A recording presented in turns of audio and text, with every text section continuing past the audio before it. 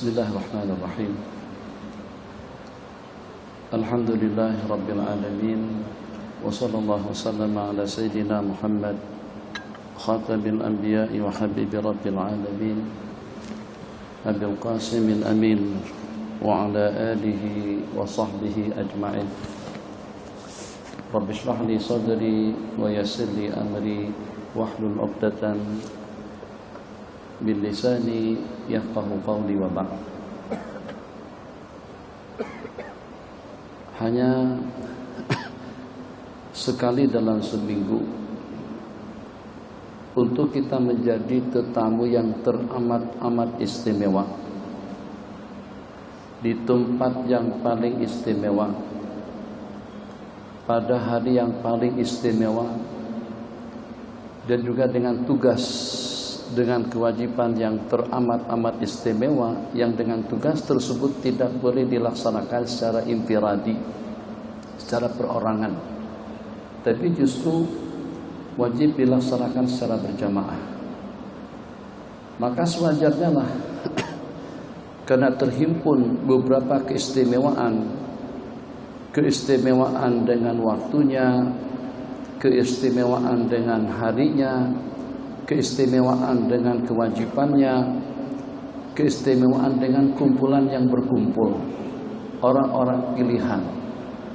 Hanya insan-insan yang dipilih oleh Allah Jalla wa'ala sahaja yang dijemput hadir dan juga yang diberikan petunjuk, hidayah, taufik dan kemudahan untuk kita datang, untuk mereka datang memenuhinya.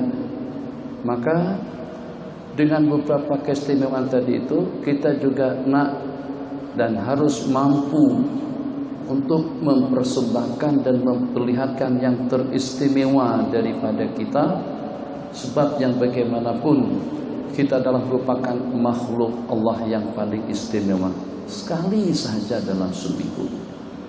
Sehingga seketika dengan kita melangkahkan kaki kita, dan sebelumnya pada waktu kita sedang mempersiapkan diri kita masing-masing dengan fasiliti nikmat yang kita miliki, dengan kelebihan, keupayaan, kemampuan, keuangan, kedudukan, pangkat, harta dan tahta yang kita miliki, kemudian kita bergerak untuk menuju rumah Allah Jalla wa'ala dengan kaki kanan kita masuk dengan bacaan Allahumma ghfirli dunubi waftahli abwaba rahmatik.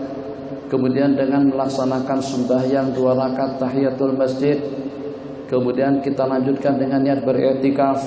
Maka pada detik-detik kita sudah berada di lokasi masjid, di saat dengan kita sedang berada di tempat yang teristimewa, dan dengan kita akan disorot, akan dilihat dan juga akan berada di bawah kamera digital Allah Jalla wa'ala.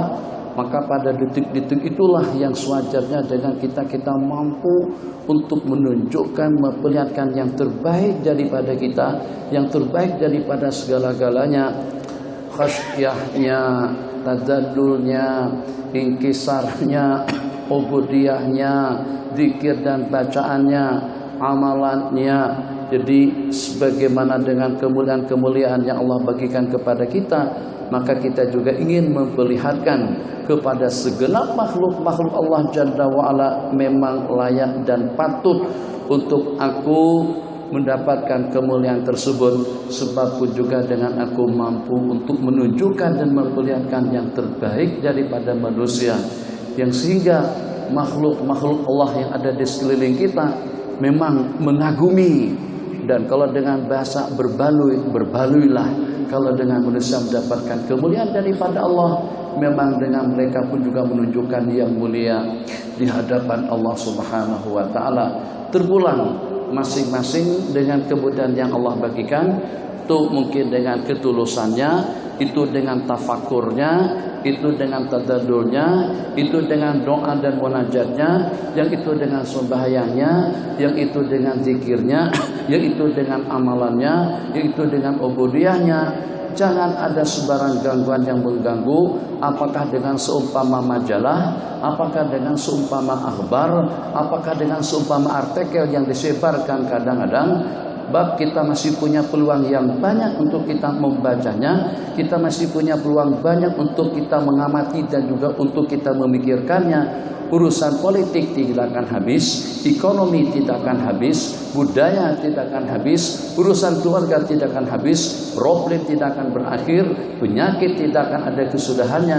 Itu suatu hal yang masih ada peluang waktu dengan kita untuk kita pikirkan dan juga untuk kita renung dan juga untuk kita atasi, tapi bukan waktunya saat ketika dengan kita berada di rumah Allah Jalla wa'ala. Ini yang pertama. Kemudian yang kedua, Nabi kita berpesan kepada kita semuanya yang di belakang, yang lapang, coba maju ke depan, penuhkan saf-saf di hadapan supaya nampak kelihatan kita kemas, rapi, cantik, indah, bagus, dan memang betul-betul dengan kita memberikan tumpuan kepada aktiviti sembahyang Jumat yang kita laksanakan bersama pada siang hari ini. Yang kedua, Nabi kita berpesan dalam sebuah hadis, man kana yu'minu billahi wal yaumil akhir, barang siapa beriman kepada Allah dan pada hari akhirat, falyukrim jarahu, wa man kana yu'minu billahi wal yaumil akhir falyukrim dhaifahu, wa man kana yu'minu billahi wal yaumil akhir falyakul khairan aw liyasmut. 3 pesan, mudah-mudahan kita dapat memahami satu persatu daripada 3 pesan yang Nabi kita pesankan. Pesan yang pertama, barang siapa beriman kepada Allah dan hari pembalasan, man kana yu'minu billahi wal yaumil akhir falyukrim jarahu, hendaklah dia berbuat baik dengan tetangganya. Jadi kalau kita renung sejenak, apakah kira-kira dengan tetangga itu akan senantiasa selalu dengan kita? Yang kalau pada itu dengan kita berada di sini, mana tetangga kita? Tetangga kita ada 40 buah rumah di depan, 40 buah rumah di belakang, 40 buah rumah di samping menyamping. Berarti tidak kurang daripada dalam 160 buah rumah. Itu tetangga kita yang sebenarnya. Tapi tetangga yang seperti itu dari masa ke semasa, daripada waktu ke waktu, dan juga daripada aktiviti kepada aktiviti lain yang kadang-kadang kita tinggalkan. Sehingga pada waktu kita di pekan, pada waktu kita di pasar, pada waktu kita di office, pada waktu kita di masjid, pada waktu kita ziarah berkunjung ke tempat orang lain, maka dengan tetangga-tetangga kita tadi itu kita tinggalkan. Maka dengan tetangga yang seperti mereka hanya perlu kita raikan, perlu kita perhatikan, yang kalau pada itu dengan kita setetangga dengan mereka pada waktu kita di rumah. Tapi bagaimana kira-kira dengan tetangga yang lebih dekat? Tetangga yang lebih dekat itu tetangga yang senantiasa selalu bersama kita di mana saja kita berada. Ini dengan kedua mata, ini dengan kedua lubang hidung, dengan telinganya, dengan tangannya, dengan kakinya, dengan mulutnya. Bagian-bagian yang ada pada anggota tubuh kita masing-masing itu adalah merupakan tetangga dekat kita yang perlu kita ikram, yang perlu kita raikan, juga yang perlu kita hargai. Sebab dengan tetangga yang 160 buah rumah tadi itu, sebagaimana saya katakan seketika dengan kita berpindah daripada lokasi kepada lokasi, katakan pada waktu kita lagi sedang berurusan, katakan saja pada waktu kita lagi sedang disibukkan dengan suatu kesibukan, maka dengan mereka akan kita tinggalkan. Itu hanya sewaktu-waktu. Tapi ada tetangga yang perlu kita raikan sepanjang waktu, sepanjang minggu, sepanjang bulan, sepanjang tahun, yaitu tetangga berupa bagian-bagian organ-organ yang ada pada tubuh kita masing-masing. Maka bagaimana dengan kita mampu untuk berbaik-baik, berbuat baik, santun, sopan, hormat, ikram, ta'zim, ijra dengan tetangga dekat kita itu jiwa raga kita sendiri.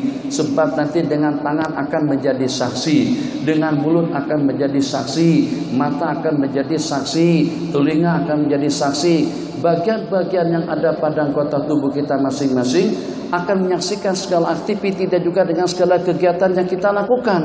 Betapa tidak bijaknya kita dengan tetangga dekat kita sendiri, yang kalau pada itu dengan tetangga yang jauh, Assalamualaikum, waalaikumsalam, apa kabar, hormat, takdim. Betul-betul dengan kita raikan keberadaan tetangga yang ada di samping rumah kita. Tapi kadang-kadang dengan kita terlupakan tetangga yang paling dekat dengan kita.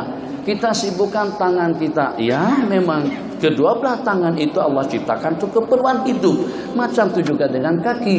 Tapi takkan dengan kita tidak bersikap adil, tidak bersifat kasih sayang kepada kedua belah kaki yang kita langkahkan, kepada kedua belah tangan yang kita gerakkan, kepada mulut kita yang bercakap, kepada mata kita yang melihat, kepada telinga kita yang mendengar. Mereka juga inginkan bagaimana dengan kita mampu untuk memanfaatkan, menggunakan itu juga memperalat satu persatu daripada bagian-bagian yang ada pada anggota tubuh kita masing-masing kepada perkara yang akan menyeronokkan, yang akan menyenangkan dan juga akan membahagiakan mereka nanti pada hari pembalasan. Sebab yang bagaimanapun kita adalah satu kumpulan yang kalau seandainya salah satu saja daripada kita yang bermasalah, yang kalau dengan salah satu saja daripada kita yang ada problem, itu kesan buruknya akan menimpa kepada anggota-anggota kita lainnya. Selamat, semuanya akan selamat. Bahagia, semuanya akan bahagia.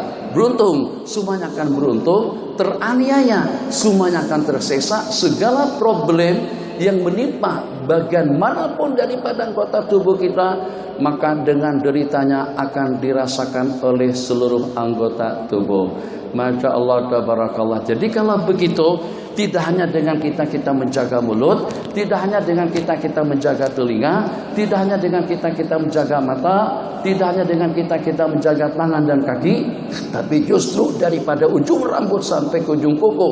Bagaimana dengan kombinasi dan kumpulan bagian-bagian yang ada pada anggota tubuh kita, masing-masing mempunyai bagian dan juga mempunyai andil bagian untuk membawa kita kepada Allah Jalla wa'ala. Peranan daripada tangan, daripada kaki, daripada mulut, daripada telinga, daripada hidung, daripada mata, daripada kepala, masing-masing ikut tugasnya.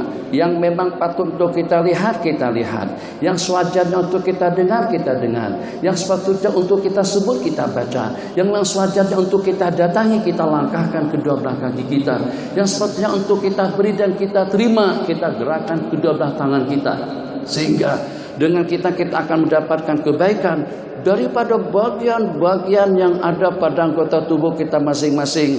Hasbi Rabbi Jallallah. Mulut bertasbih, matikan handphone. Mulut bertasbih, sementara dengan tangan menghitung, menyukat dan mengira jumlah bilangan. Bukan karena kita tidak percaya dengan munkar dan nakir, tapi agar dengan kita mampu untuk berzikir secara istiqomah dengan hitungan yang cukup. Bila tangan sibuk tadi dengan WhatsApp, dengan handphone, tangan kita typekan, kita gunakan. Bila tangan kita bertasbih, berzikir, mengingat Allah Jalla wa'ala, bagi habuan tangan dengan ibadahnya, bagi habuan mata dengan zikirnya, bagi habuan kaki dengan ubudiyahnya, bagi habuan telinga dengan ubudiyahnya, bagi bagian anggota tubuh kita masing-masing. Sebab ini adalah masa depan yang perlu kita kejar. Sebab itulah matlamat yang menentukan dengan kesudahan kita semuanya. Jadi kalau seandainya hanya sebagian-sebagian saja, mungkin tak kisah sangat. Tapi kalau seandainya ada di antara dari anggota kita yang bermasalah, gara-gara tangan yang menerima rishwah, gara-gara kena dengan tangan yang memukul, gara-gara dengan tangan yang menganiaya, gara-gara dengan tangan yang menyentuh, akhirnya badan akan terseksa, dunianya hancur, akhiratnya akan menjadi binasa, waliyadzubillah. Macam itu juga dengan mata, yang kadang-kadang mungkin barangkali dengan kita tidak menggerakkan kaki, kita tidak menggerakkan tangan, setakat nonton saja, mata saja tengok benda-benda yang tidak boleh dilihat. Maka akibat kena dengan pandangan mata, pada waktu kita tidak menjaga pandangan kita atau tetangga dekat kita, apakah nanti pada hari kiamatnya setakat mata yang dicungkil? Apakah kira-kira hanya matanya akan tersiksa? Tidak. Bukan setakat mata yang tersiksa, juga akan dirasakan oleh tangan, oleh kaki, oleh anggota, oleh seluruh anggota tubuhnya daripada ujung rambut sampai ke ujung kuku, akan menjadi sasaran dimurka, dibenci oleh Allah Jalla wa'ala. Maka jangan sampai ada bagian-bagian yang mendatangkan kemudaratan, yang mendatangkan malapetaka, bencana ke dalam kehidupan kita, dalam rangka kita menuju Allah Jalla wa'ala. Maka kita patuhi pesan daripada Sayyidina Rasulullah SAW, pesan Nabi kita yang pertama, man kana yu'minu billahi wal yaumil akhir, barang siapa beriman kepada Allah dan juga dengan hari pembalasan, hendaklah dia menghormati, pal yukrim, menghargai dan memuliakan tetangganya. Tetangga yang tidak pernah berpisah dengan kita itu adalah anggota. Tetangga kita yang tidak pernah lepas daripada kita itu adalah waktu dan tempat. Waktu dan tempat. Tidak akan mungkin dengan manusia hidup tanpa dengan perantaran waktu di mana saja dia berada.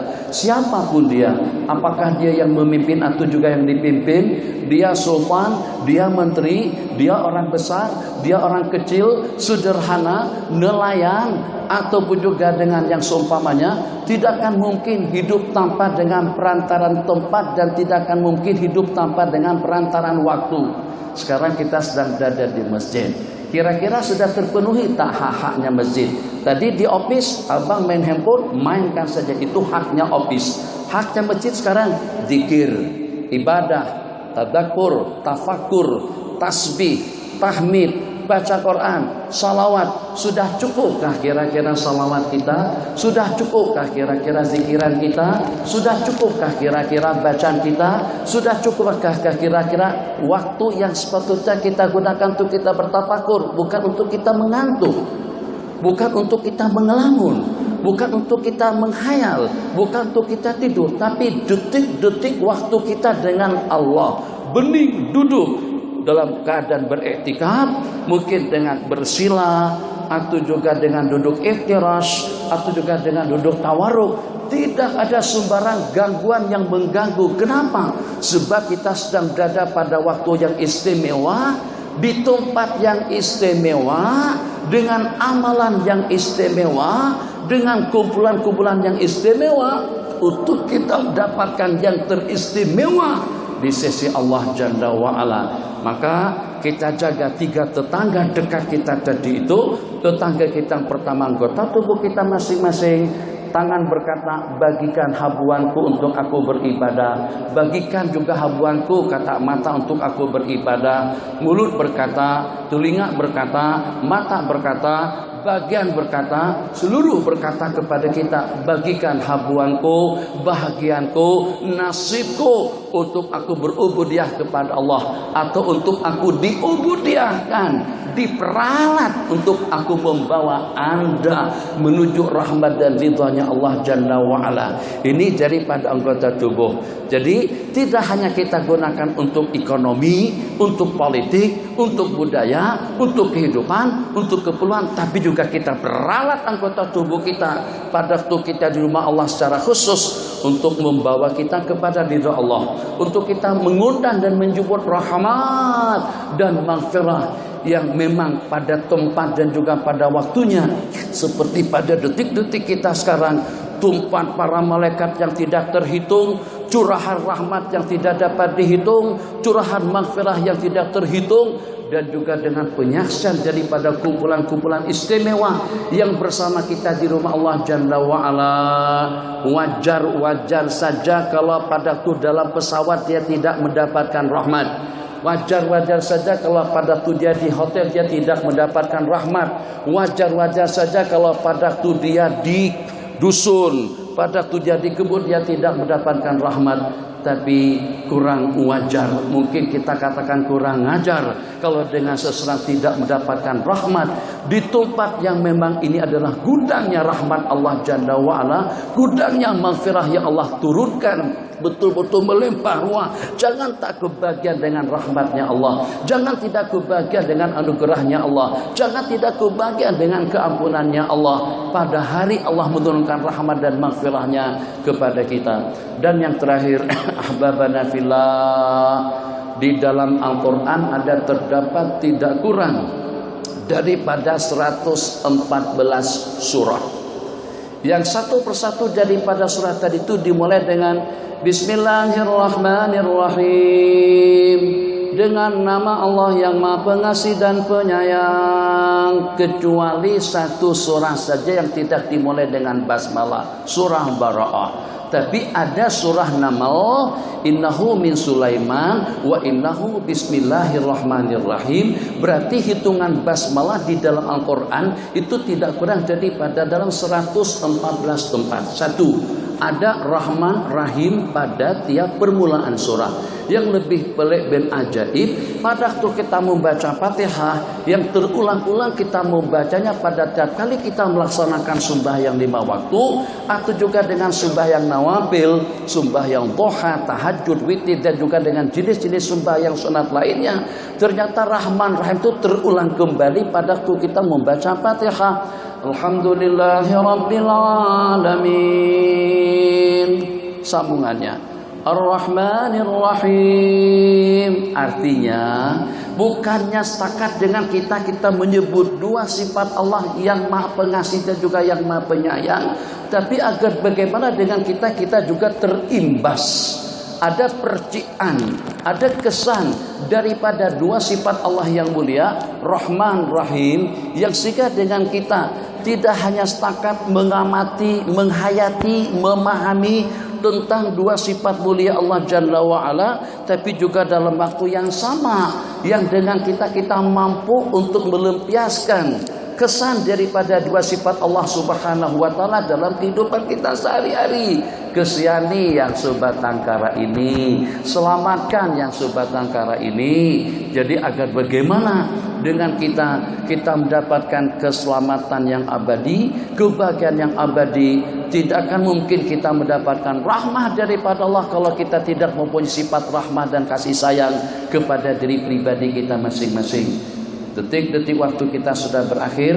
Saya menghimbau kepada para jemaah yang hadir, yang tua dan yang muda, yang besar dan yang kecil, pelajar-pelajar, santri, pegawai tinggi kerajaan yang akan menyertai Tuan Sultan kita pada siang hari ini. Tidak ada seorang yang terkecuali. Kesihani diri kita. Jangan sampai kita disibukkan oleh urusan-urusan dunia, sehingga sampai dunia kita masuk ke dalam masjid, masuk ke dalam ibadah, masuk ke dalam zikir sebagai penjajah. British sudah kita usir atau sudah keluar daripada negara kita, tapi jangan sampai setan sebagai musuh dalam selimut itu menjelma dalam kehidupan kita, yang sehingga sampai mampu untuk membuat kehidupan kita jadi tidak stabil. Memang jenius dia dengan pikirannya, memang hebat dia dengan cara penyampaian dan juga dengan gaya hidupnya. Tapi bagaimana kira-kira dengan persiapan, dengan bekalan yang perlu untuk kita persiapkan sebelum kita menghadap Allah Jalla wa'ala. Ini dengan rombongan daripada Tuhanku kita ucapkan selamat ahlan wa sahlan datang untuk bersama kita pada siang hari ini. Mudah-mudahan daripada yang tertinggi di wilayah Selangor sampai kepada rakyat jelata yang paling di bawah, kita beraksi dan juga kita bergerak agar dengan semuanya mendapatkan santunan, ridha, rahmat, maghfirah daripada Allah Jalla wa'ala. Kita berada di rumah Allah Jalla wa'ala, maka sebagaimana tadi dengan kita telah meninggalkan kereta kita, rumah kita, dunia kita, hotel kita di luar sana, maka pada waktu kita berada di rumah Allah Jalla wa'ala, dunia jangan sampai dibawa masuk, handphone jangan sampai dimainkan, dan peralatan komunikasi lainnya jangan sampai mengganggu ketenangan dan ubudiyah kita kepada Allah Jalla wa'ala. Kesimpulannya, kesihanilah diri pribadi masing-masing agar kita mendapatkan rahmat dan kasih sayang yang abadi daripada Allah Subhanahu wa taala. Hadza wabillahi taufik wa sallallahu ala sayyidina Muhammad wa ala alihi wa sahbihi wasallam. Wassalamu alaikum warahmatullahi wabarakatuh.